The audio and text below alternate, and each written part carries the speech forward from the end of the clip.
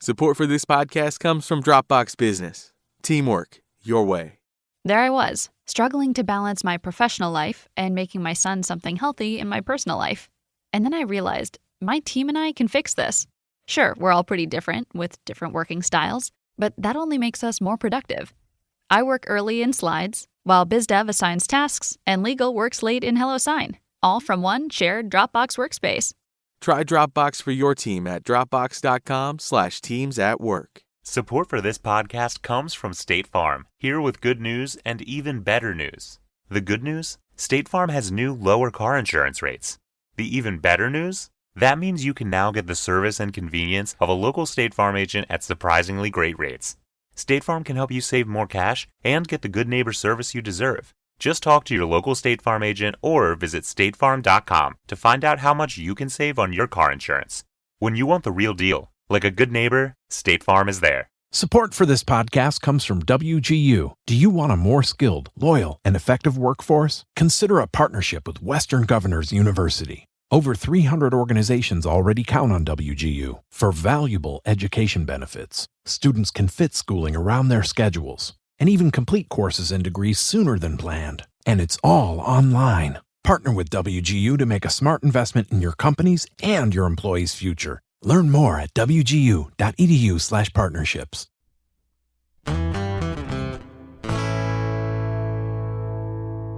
A lot of the people that I speak with, I'm very much connected to the sourcing part of things. I figured out really quickly that if I was going to speak to good chefs, that I needed to learn about farms, and about sourcing and about product. And a lot of the people that I interview either are small producers or they are sourcing their product from small producers.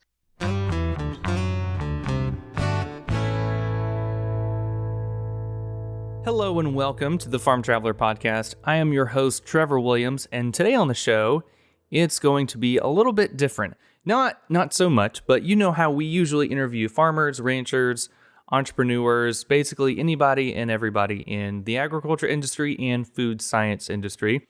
Well, today we are going to cover food, specifically, probably one of the best things out there, Southern cuisine. So today on the show, our guest is a food and beverage author, Stephanie Burt. Stephanie also has a podcast called The Southern Fork, where she highlights Southern cuisine by interviewing chefs, restaurant owners, bakers, all sorts of people about kind of their impact on Southern cuisine and really highlighting some lesser known styles of cooking here in the South.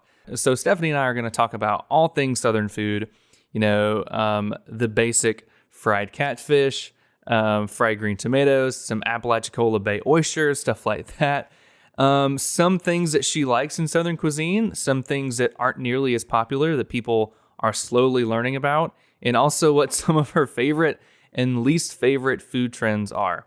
And, if you're here in Northwest Florida, or since Florida is such a tourist destination and you are coming to Florida, whenever COVID travel restrictions lift, Stephanie is going to give us some of her recommendations of some great restaurants here in Northwest Florida, like around 30A and Destin and here in Panama City. So this is such a fun episode talking with Stephanie about food and the importance and diversity of Southern cuisine. So be sure to check out her podcast as well. It's called The Southern Fork. I really hope you enjoy this episode, and maybe it will leave you just as hungry as it left me. All right, so anyway, on with the show, and thank you so much for listening.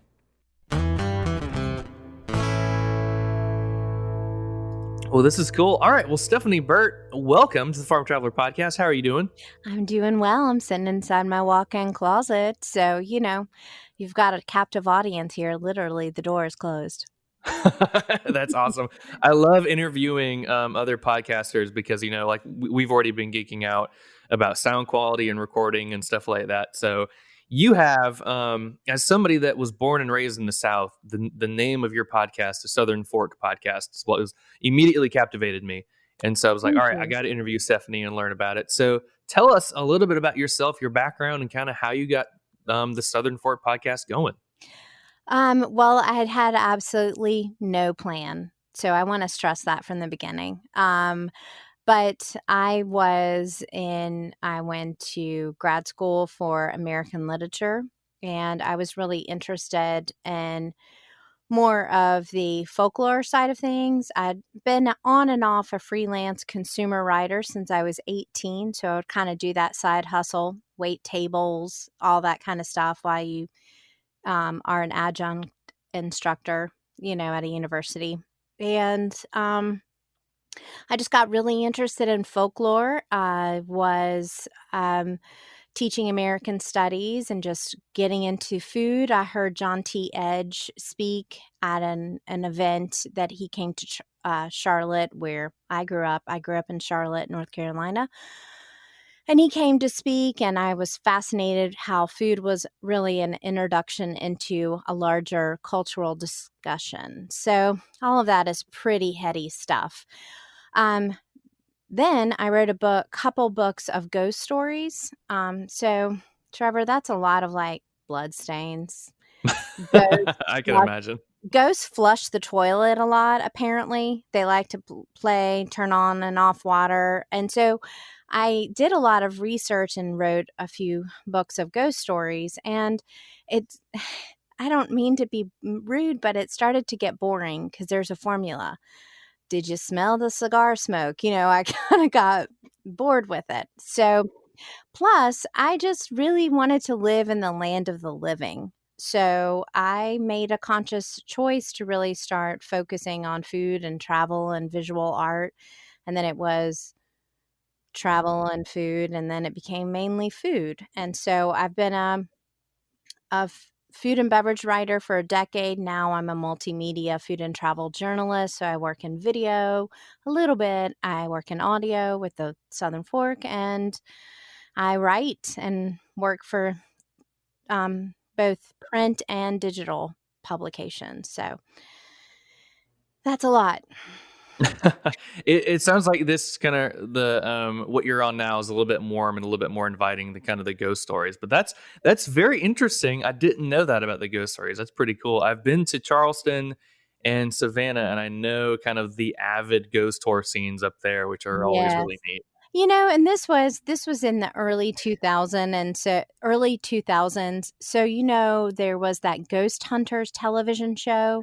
Yep. That was kind of like an updated Ghostbusters kind of thing. They had all kinds of equipment and stuff. And I kept getting asked about that. And I had a lot of people bringing strange things for me to look at book signings, like photos of demons and curtains and things like that. And it just really wasn't my scene, I can imagine. Yeah, that's funny. So I just started, I've always been interested in cookbooks and vintage cookbooks and recipes and cooking and food media.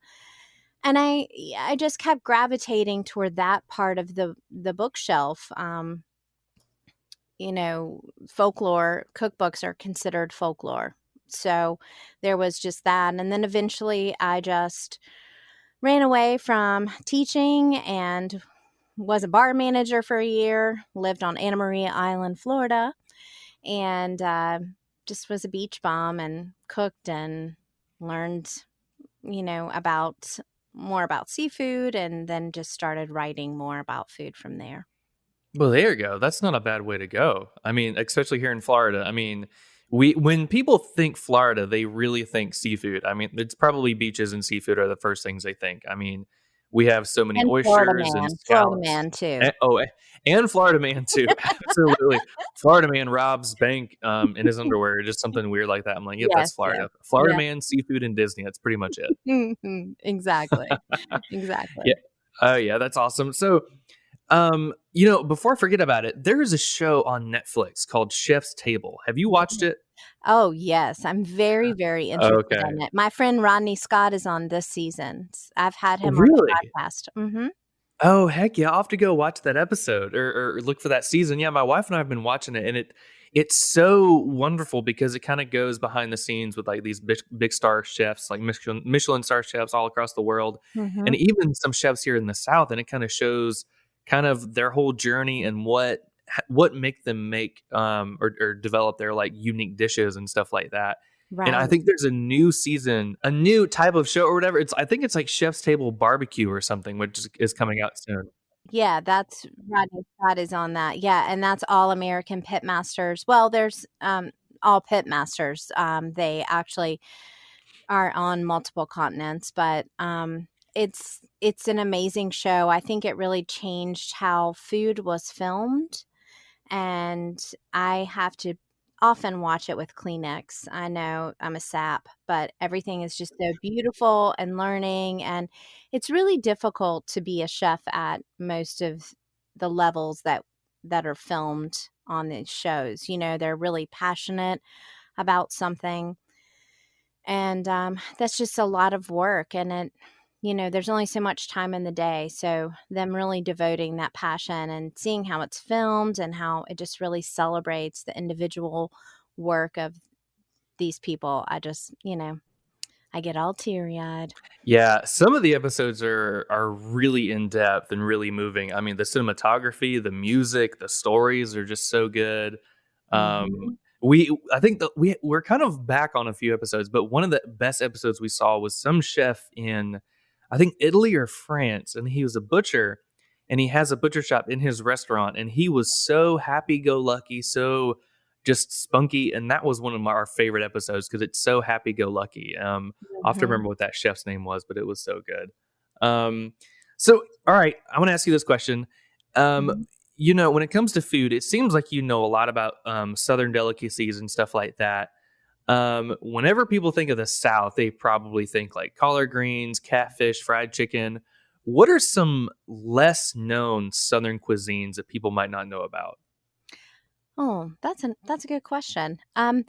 So first off, the reason I really started the Southern Fork was because I had all these really great interviews with people behind the scenes, but when you're writing, you can really only usually get a couple quotes in, right? And so I was kind of losing this a lot of the stories. Additionally, I used to teach a class called The South and Popular Culture, and I taught this at UNC Charlotte. And I developed this class for the American Studies program there. And it was really on the depictions of the South, from Dukes of Hazzard to Gone with the Wind to commercials, all kinds of things.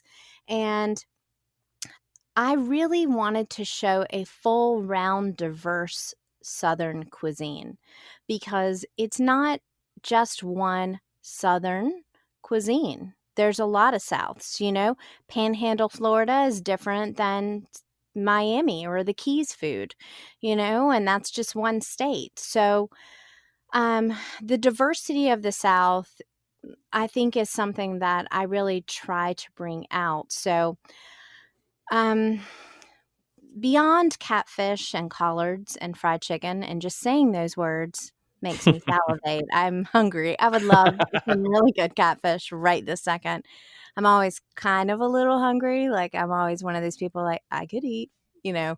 Yeah, yeah. Um, but there are other things that are just regional delicacies that have just become really important, from Alabama white sauce, which, is a very specific barbecue. I wouldn't even call it a barbecue sauce, but like a sauce in Alabama, to tamales in the Mississippi Delta, to like the west coast of Florida. When I mentioned Anna Maria Island, there is a big culture of eating mullet, smoked mullet. Hmm. And so they have Cortez hot dogs. So they put these smoked mullets on a hot dog bun, smoked fish dip, that kind of thing. Like, I can really chow down on some smoked fish dip. Um, and then you just really get into regional things like Perlu or Perlo, depending on how it's pronounced and written. But that is a South Carolina low country dish that is a rice based dish.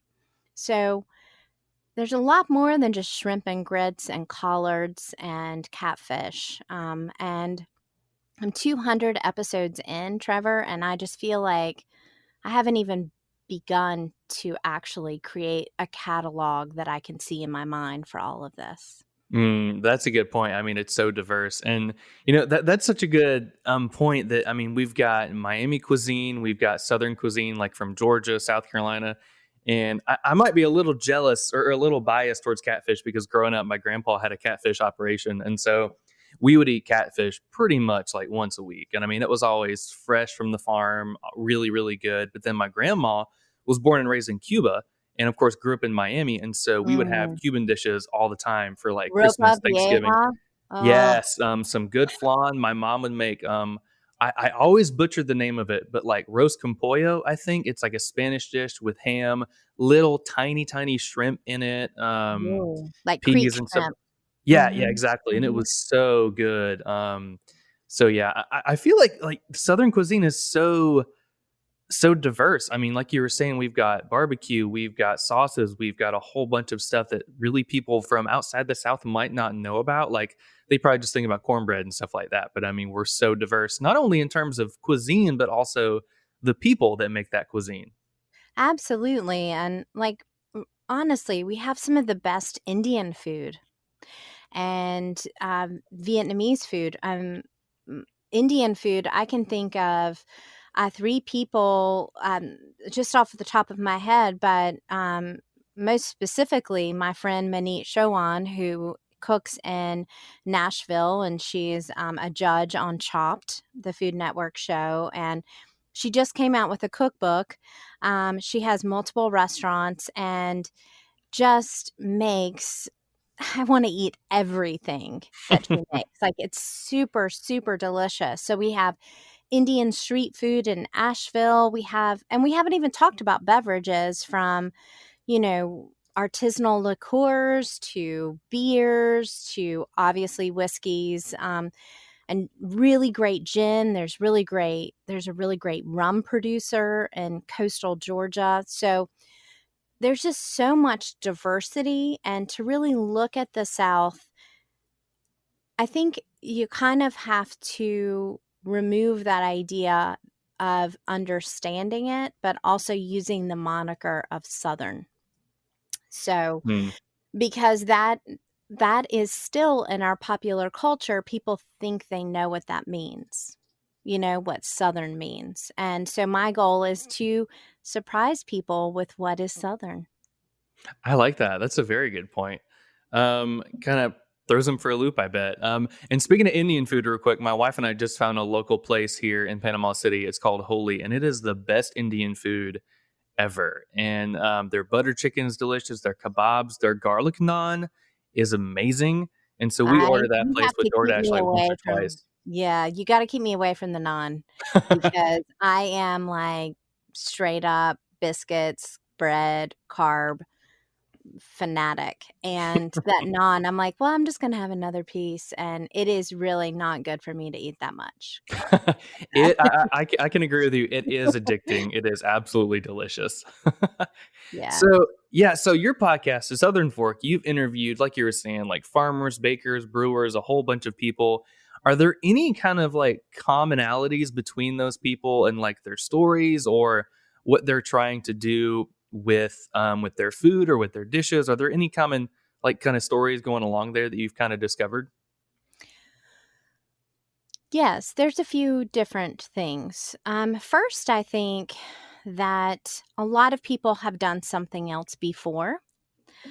As far as if you're on the producer side of things. So sometimes, like if they were a farmer, like I spoke to a farmer who's now growing some really beautiful, like specialty produce for many of the Charleston chefs, but he's also really changing the game here in the Low Country, growing ginger and turmeric in large amounts, so that chefs and makers can have ginger and turmeric fresh instead of shipped from Malaysia or wherever. And he was a visual artist for a decade and changed gears. I spoke to a cheesemaker who actually was a salesperson for Dell. I've talked to back to the circle back to Indian. Marwan Irani, the chef and owner of Chai Pani, which has multiple locations in both Georgia and North Carolina, actually, I believe, was in real estate. And so lots of times people have a change of heart. They have a passion and they start to follow that passion, and then it just becomes their vocation. And most of those people, or at least Merwan, he changed gears during the 2008 recession.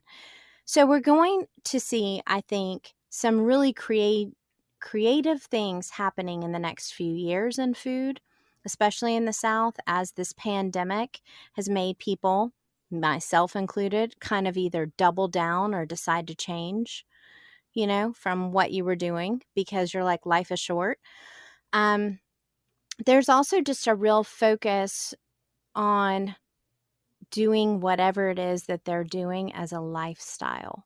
So whether that is a chef in a kitchen, or a farmer or a brewer, there is so much time needed to really go in the direction of perfection of craft that it is a lifestyle. So I understand that because I'm also in a profession that demands a lot of time. It's not a clock in and clock out type of thing, right? So I see that really as being those two things as being continuums in the interview. But, and I also see that it's hard. It's really difficult to do this kind of work, whatever it is. So people come at it from a really passionate perspective, at least the ones that I want to talk to, you know? Yeah, no, that makes sense. Have you kind of going off the whole COVID thing? Have you seen a lot of restaurant owners and chefs? I mean, how have their businesses been doing? Have they been doing like a lot of, I guess selling straight to consumers and delivering food? Like, how have they been struggling through COVID? There's just been, it's been a really intense struggle with very little government intervention or organization when it makes me very sad and angry because in the good times, many, many cities will promote the restaurant culture as really a bastion of the culture itself of a city or a town or a way to make it a destination. And so when that's happening, it seems like, you're putting a lot of energy into that. But now that these restaurants are really suffering, many have closed. Many have closed. Bars, especially in the South, where there are liquor laws where they can't do to-go cocktails. Um, how can they do it? Nobody's gonna go and buy, like, bar snacks from them. After a while, you've got to, we're maybe the first month, but not 7 months in. So, we're seeing bars be decimated. I'm also seeing a lot of creativity. The to-go game has really, really been upped. The idea of using local delivery services versus things like Uber Eats and stuff or Postmates, I think, that takes a lot more money away. The differing regulations, the idea of a place being a tourist area, like a Panama City or Charleston, South Carolina, versus, just more of a working place like Augusta or Columbia, you know. It's just been a lot, and I feel that they just haven't had any direction, and so they've learned to talk to each other, but you know, when the going was good, you couldn't get enough of them, and now, they're not really being taken care of, and there are specific things about a restaurant and that do not work for the PPP stuff, which was a help for many of them, but not for all of them, and especially not for the bars. Yeah, no, that's a very good point. We've seen a bunch of bars around here where, they're struggling. There were like 2 or 3 craft bars down here in St. Andrews that closed down. I think they had been open for maybe 3 months, and then COVID happened, and then they just closed down. I think one was permanent, two they're just closing until things open back up again or whatever.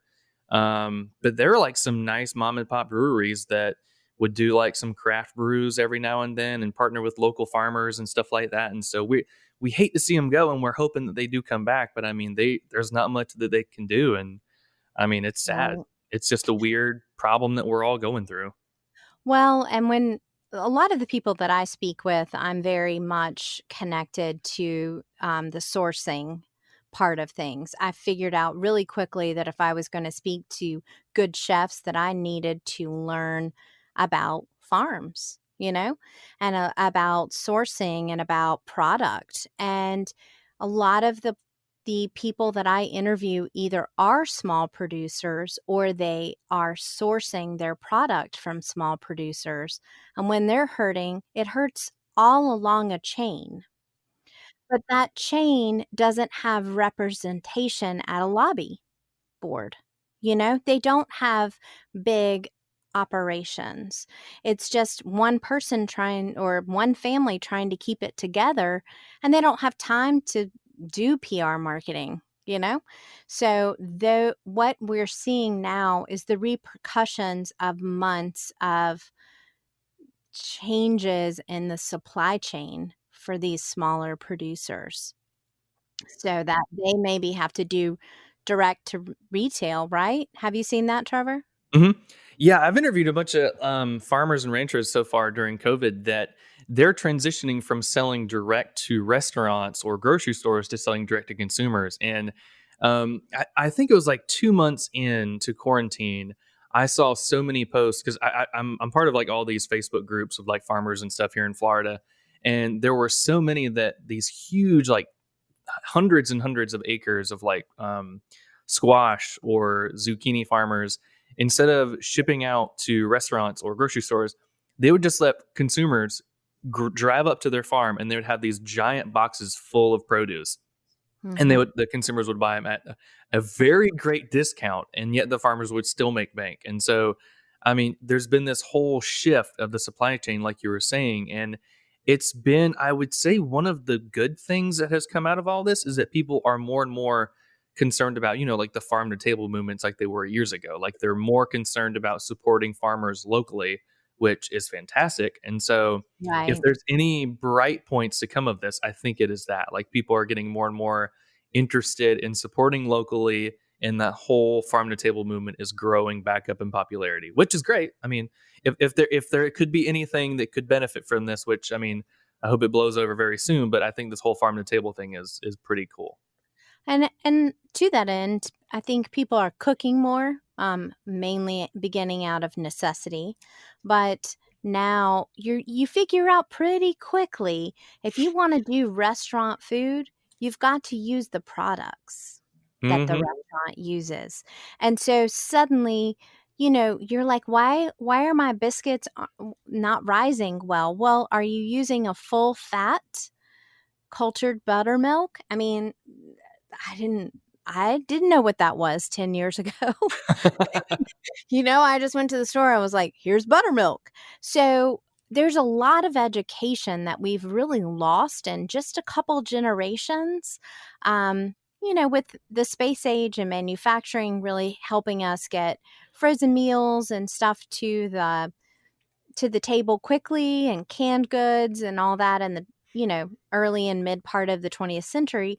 There's a great podcast that really dives into a lot of this over time. It's called Gastropod. If you haven't heard it, it's where history and science meet. It's my favorite food Oh, that podcast. sounds super cool. I'll have to check it It's out. super cool. So I'm kind of quoting what I've learned from them, but also just knowing stuff about history. And at the same time, man, if you are a woman in the 20s and having to go out and kill your chicken in the backyard versus a woman in the 20 years later, when your kids are bigger, you can just go to the butcher and buy chicken or buy frozen chicken. Man, why wouldn't you? Because you don't, it's going to save you hours of time. But what we did lose in that convenience is we lost knowledge. And Mm. really the chefs, the culinary world, and the cookbook authors and our grandmothers are the repository for that information. So it's still available. It just takes a lot of research, right? Yeah, it does. Yeah, that's such a good point. I mean, like frozen TV dinners are super convenient, but I mean, they don't taste nearly as good as a meal that you cook and love over for like 2 hours, that you're like baking stuff for hours and hours. I mean, like we baked cookies a few days ago and I didn't read the directions. And my wife is an expert baker and she's been telling me that it's not like cooking. You have to follow the recipe Yes. verbatim or else it's going to get messed up. And I was trying to surprise her and make like some peanut butter chocolate chip cookies. Well, I added a little bit too much peanut butter. They were still really good, but they weren't absolutely amazing. And so, I mean, that's Right. something you're not going to learn until you cook and until you screw up and you make some mistakes. And so, Exactly. And we think that, I think, cooking is a craft and it's practice. And we've gotten so used to having everything at our fingertips. From, I can Google anything. I Googled you, when you emailed me, I Googled you quickly and I was like, okay, I can figure this out. And then, we're used to being able to do things quickly. We can order dinner quickly. Everything's super convenient. So I think we've lost the idea of really process. And that's what I've really been taught through the interview process. Both making a podcast is a process, but interviewing people weekly about what they do. I realize, like, to be good at cheese making, you got to do it a lot, right? mhm. To be good at, like, you can't just be like, man, I wish I could chop vegetables like that. Well, he practiced for hours a day. You can't just magically like do it. So, so anyway, I think that's been a great lesson for me, is to understand process, and there's a satisfaction in that process, but if you're not used to doing it, it can really, you've got to kind of get in the mode, right? You get kind of agitated. There are sometimes I'm like, I don't really want to do this. And there are some things I'm never going to learn how to cook. I'm like, nope, not making it. Yeah. It's like I'm gonna try once, maybe 5 times, and then just give up on it. Maybe. It depends. But there are just some things I know enough to know that I'm never doing it. That's true. I can't tell you how many times I've seen Gordon Ramsay cook a beef Wellington, and I'm like, "That looks really good," but I don't think I could ever cook that, and so I don't know if I'm ever gonna try it. Although it does look not too hard, but Mhm. I don't know. Yeah. You kind of have to make a decision before you go down that road, right? Mhm. That's true, and so my wife bought me a smoker for Christmas, and I've smoked probably about 12 things so far. And I mean, that's one of those things where I really started to understand like smoking and cooking a lot better whenever I got that. Because I mean, the first thing I smoked was a rack of ribs, and they were not moist at all. They were good, really spicy, but it's just one of those things where each time you smoke something, it's going to get better and better because you're going to learn better about how to control the heat, how to control the moisture, how to like Mhm. if you need to wrap the meat or not, or if you need to season it better or whatever. And so, I mean, it's one of those things where the more you do it, the better you're going to do it, and the better the food is going to taste afterwards. So you just got to take that first step, and then first meal might not be good, the second meal might not be good, but the 10th or 12th will be pretty good, and the 50th meal will probably be delicious. You've got to see it as, an experiment and Hmm. fun, at least, going into it. Yeah. But I would say that so many of the people that I've interviewed have that exact thing. They got just enough out of it the first time to go, I think I can do it better the next time. Like if it's completely abysmal, like if your peanut butter cookies were just all one cookie, then, you might not make it again. But if they were just not as good as you wanted them to be, you might try it better next time. And you already know what you did wrong. So it'll be better the next time. Exactly. All got to take it in stride, learn a thing or two. That's Uh, funny. so before I forget, I like to ask everybody this question that has a podcast on here.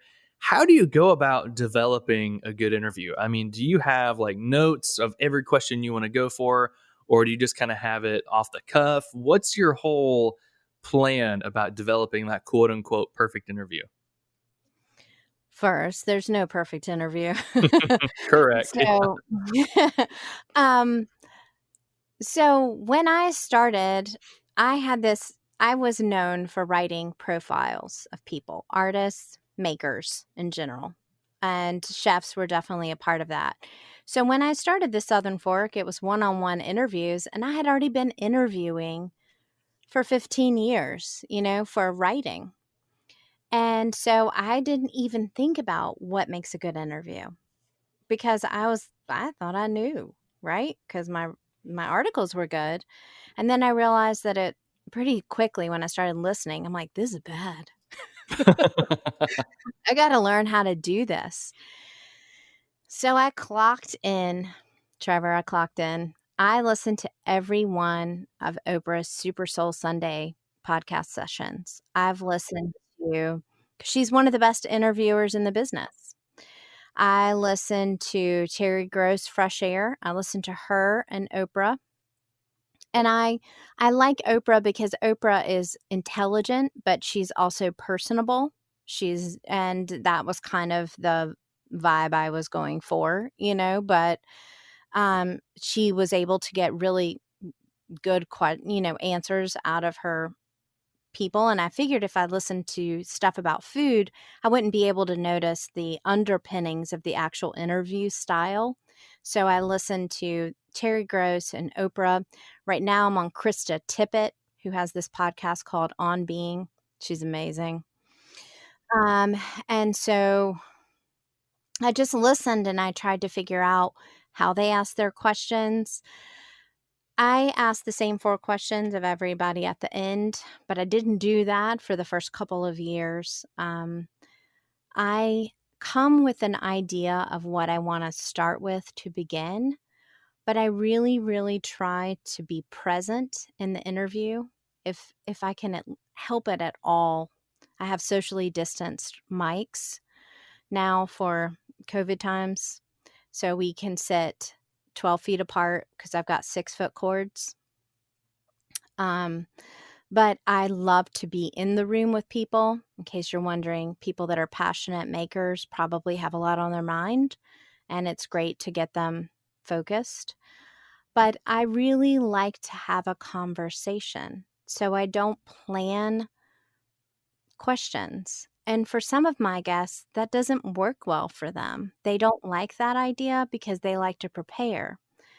But what you have to do, in my case anyway, is to let them lead in a lot of ways, let them hear what they're talking about and then ask a follow-up question. This is very different because I'm talking the whole time. But over the years, I've learned, because I listen back to my interviews because I have to edit them. It's like the worst thing and the best thing. Oh my gosh, it is. That's so true. But you get over it. People are like, I could never listen to my own voice. I was like, it's my job. I have to do it. So I just would be like, shut up. Shut up. Speak less. Don't interrupt. Let them finish. Let a space fall. If you don't, you can always edit it out if it's awkward, but give a breath. And I still struggle with that. I still have so far to go to be a good interviewer, but that keeps me very interested in the actual work that I do, which is interviewing people. So I just want to do that better each time. There you go. That's awesome.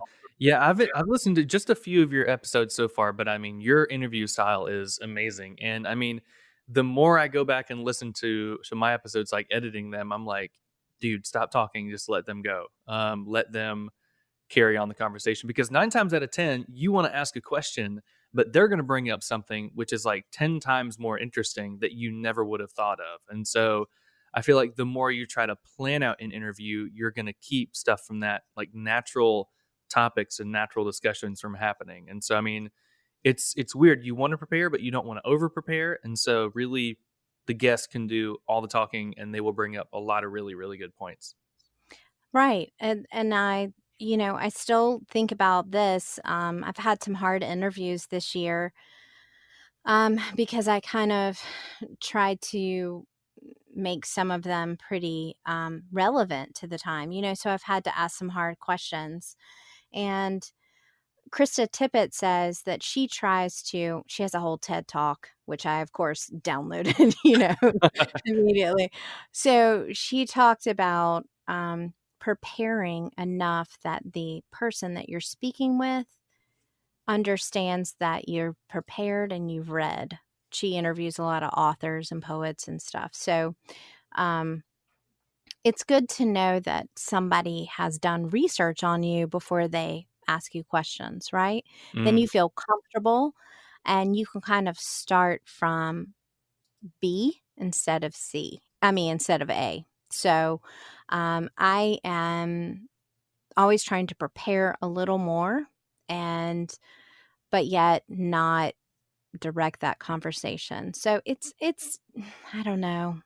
I don't know. I try not to think about it too much, but obviously I'm thinking about it way too much. So It's a slippery slope. I mean, you never know how much to prepare, but you always feel unprepared. It's weird. It's a fun thing. It's so fun to interview people and learn more about them, but it's so complicated. Like there's no right or wrong way, really.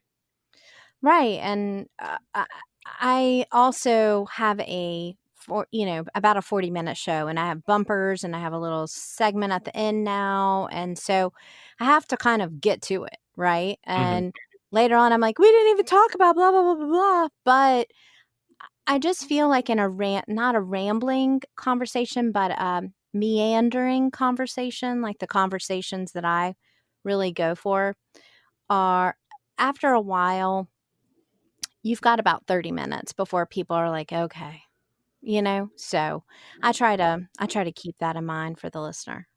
I like that. That's because I mean, you've also got to think about your listener, like how busy they are, if they might think some points are annoying or they want to learn more about points that you don't cover. So it's Right. weird. It's such a Yeah. weird thing, but it's such a cool thing. It is fun. I feel like old timey radio because I always loved like Paul Harvey. And the Um, rest of the story. Oh yeah, I love Paul Harvey. I'm way too I'm showing my age, but I mean, I was really small, but my mom would play it on the way home from when she picked me up from elementary school.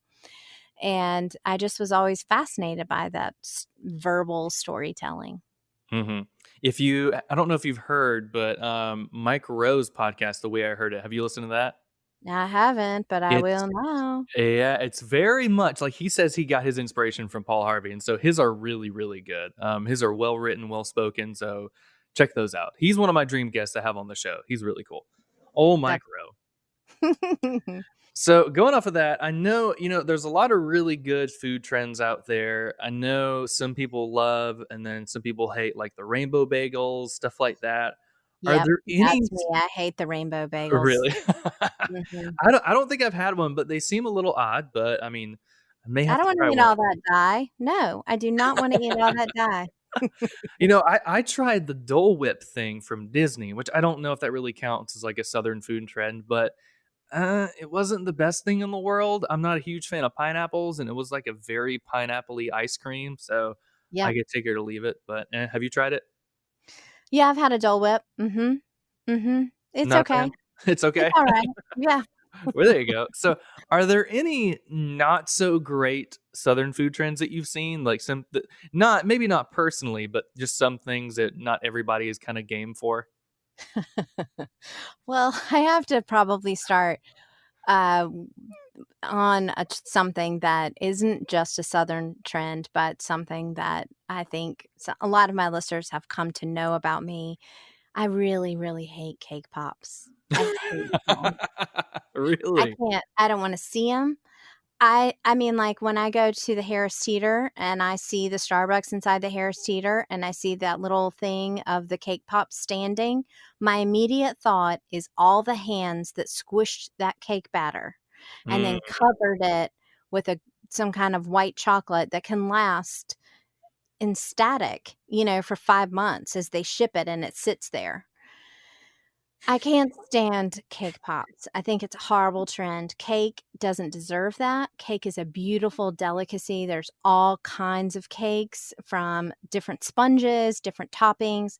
No, no, I do not like it. No cake pops Wrong. for you. That's funny. Anti-cake pop hashtag. So, a few years ago, I mean, they're just major trends. a few years ago, it was pork belly everywhere. Yeah, I remember that. That's true. I mean, let's just be real. That's just thick bacon, okay? Yeah. It's not something new. It's just thick bacon. So you're just serving me bacon. I get it. It's Yeah. great. I like pork belly, but like I was traveling a lot. I was working for the local palate magazine at the time, and I feel like every time they were like, "You have to try our kale and pork belly," and I'm like, "No, I don't want to." But of course, you need to. You have to. That was a trend. I do think that the trend of the overdone Bloody Mary is kind of yucky. What's an overdone Bloody Mary? I'm not a fan of Bloody Marys, but what's an overdone one? So it's number one, it's in a pint glass or larger. Mm.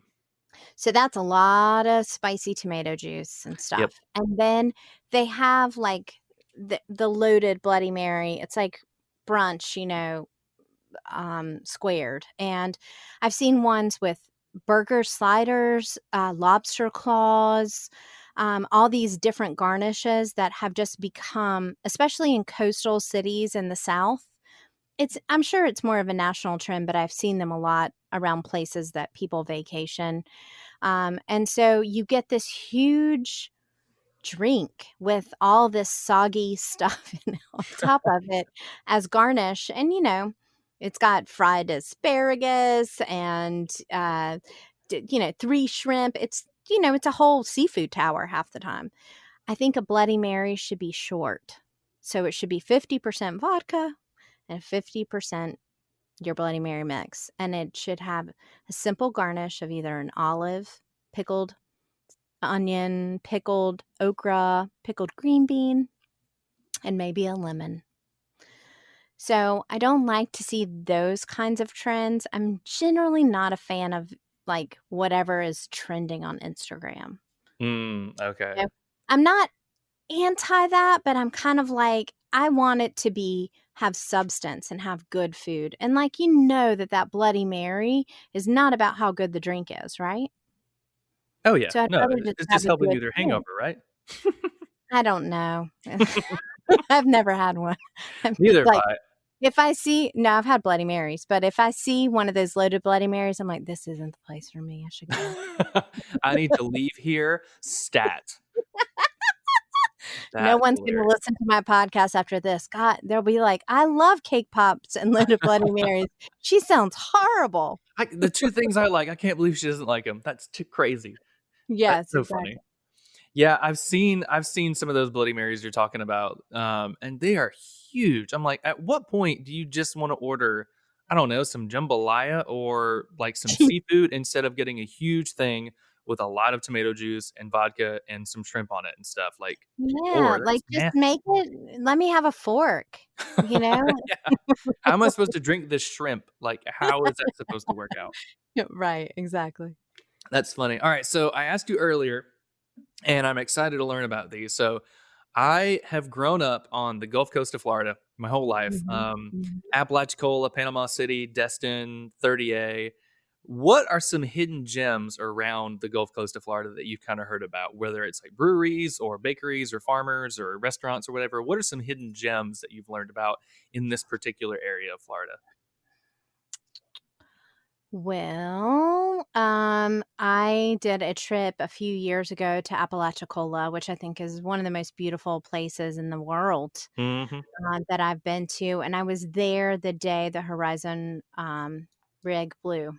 Oh, wow. And it was so horrific to feel that like they didn't know what was going to happen, and it was so idyllic.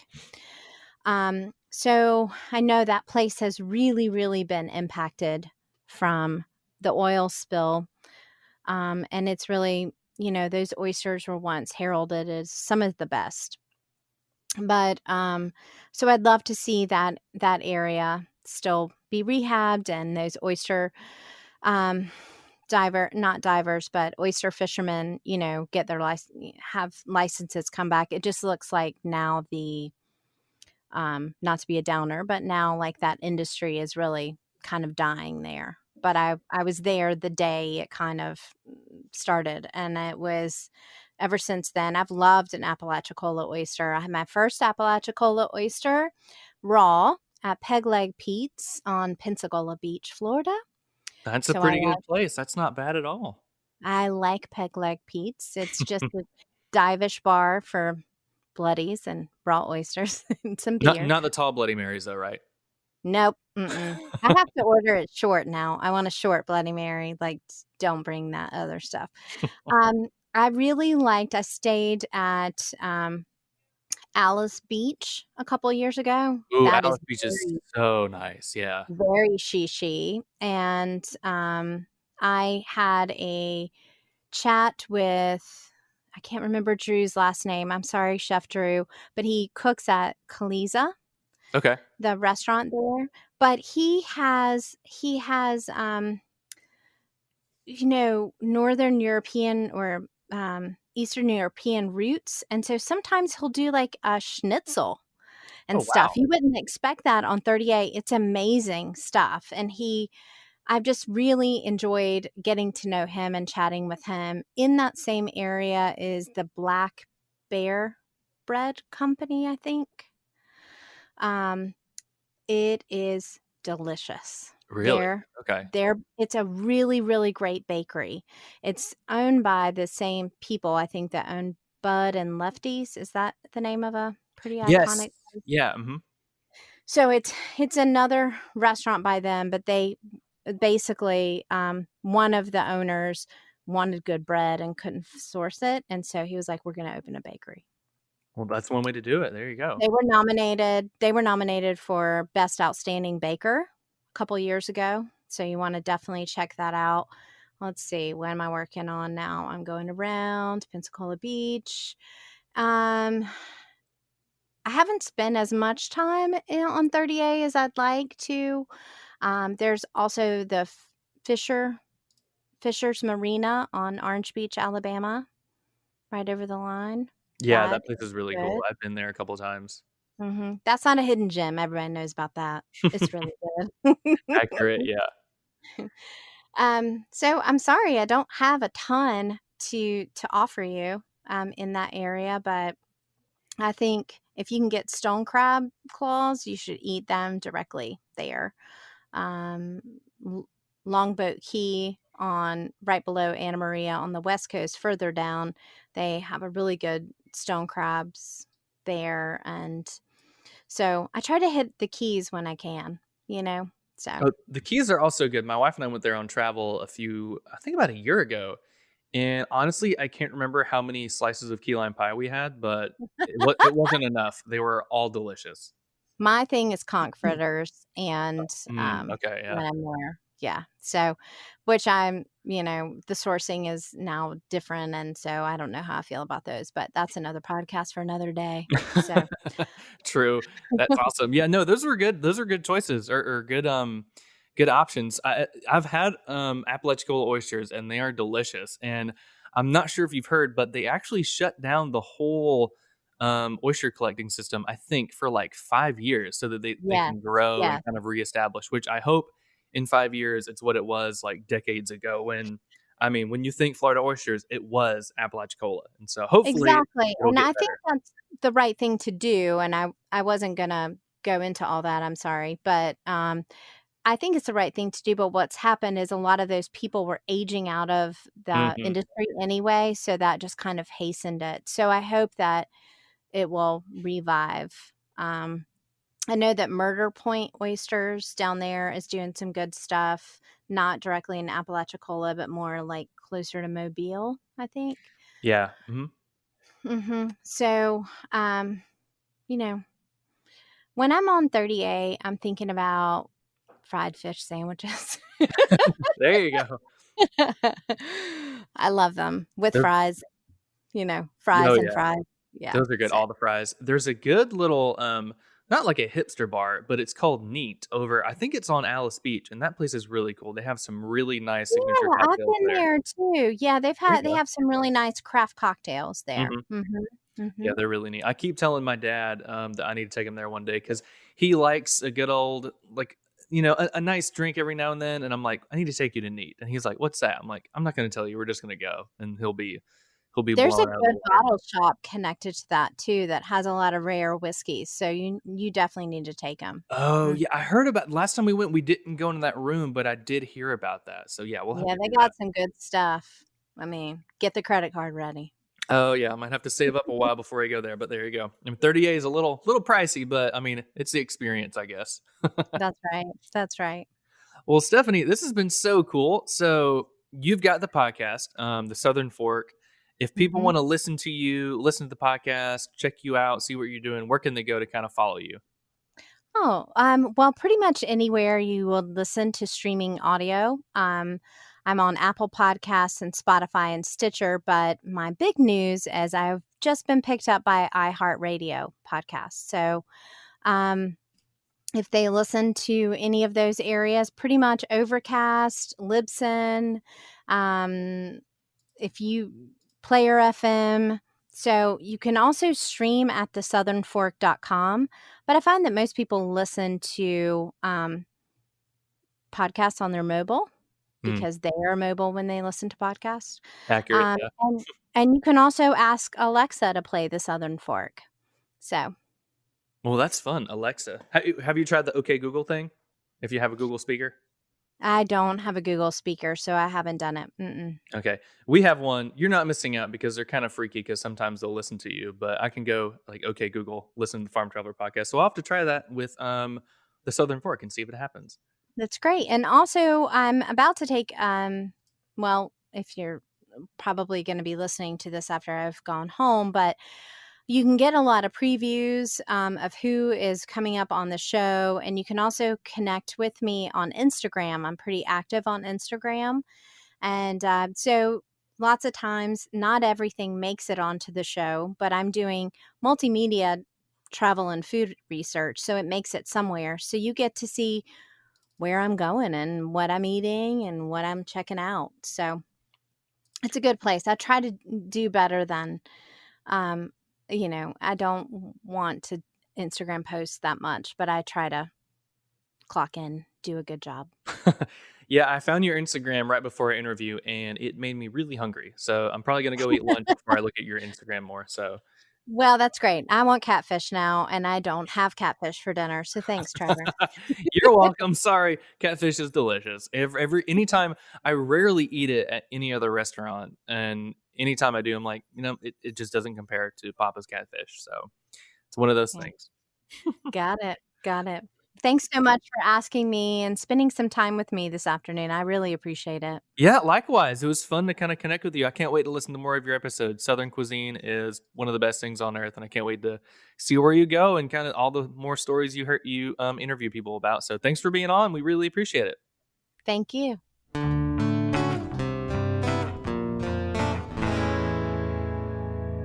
Again, our guest today was Stephanie Burt from the Southern Fork podcast. Be sure to check her out and the podcast at thesouthernfork.com. And thank you so much for listening. If you were on iTunes, consider leaving us a review. We are at 63 5-star ratings on iTunes, which really helps us show up in the search results. So consider leaving a review on there, whether it's 5 stars or you can leave a written review.